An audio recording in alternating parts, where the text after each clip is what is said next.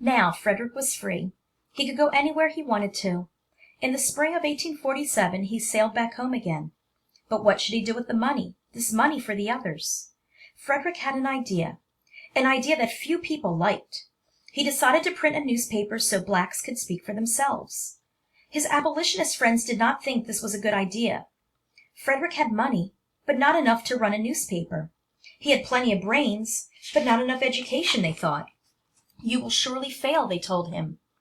Frederick listened to his friends. Then he went ahead and did what he wanted. Frederick Douglass had a great deal of confidence in himself. He moved his family to Rochester, New York, and he began to make plans for his newspaper. But what should he call it? Frederick thought for a long time. Then he knew.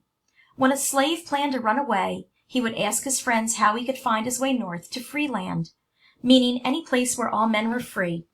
The answer was always the same. Just follow that old North Star in the sky. It will lead you to freedom.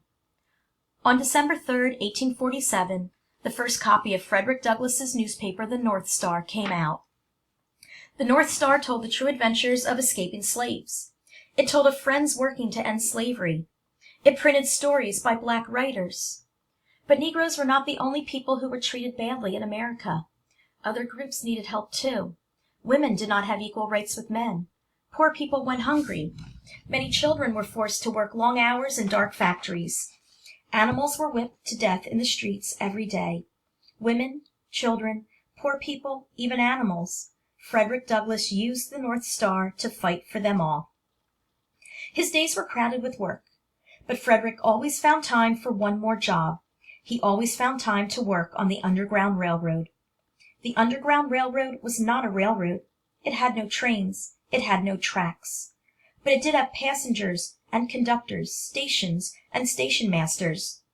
The runaway slaves were the passengers. The conductors were men and women who led them north. The stations were places where they rested and hid, usually the homes of people who hated slavery. These people were called station masters. Frederick's home in Rochester, New York, was a station on the Underground Railroad. He was its station master. He never knew when to expect a new group of slaves. Usually they came late at night when the streets were dark and empty. A knock would sound on the door.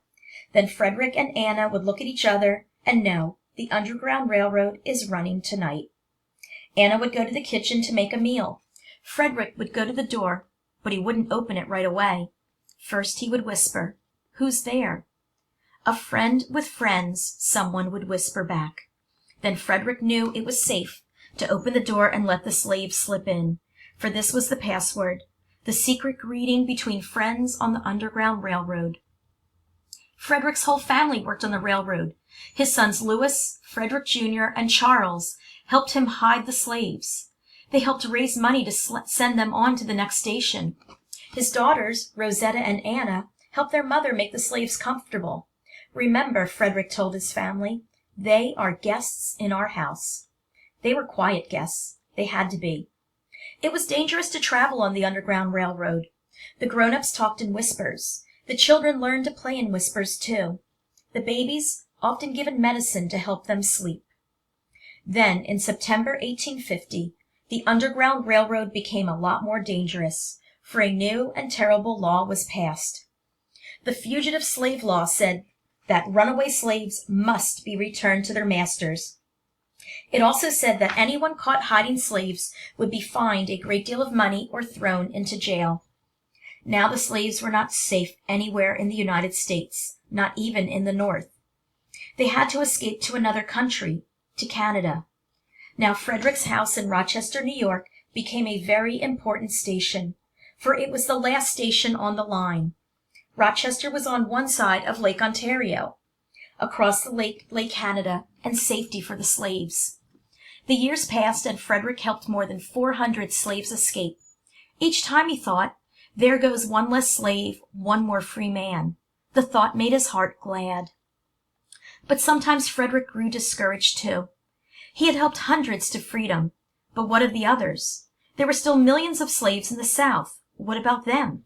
Would this time of trouble never be over? Would black men never be free?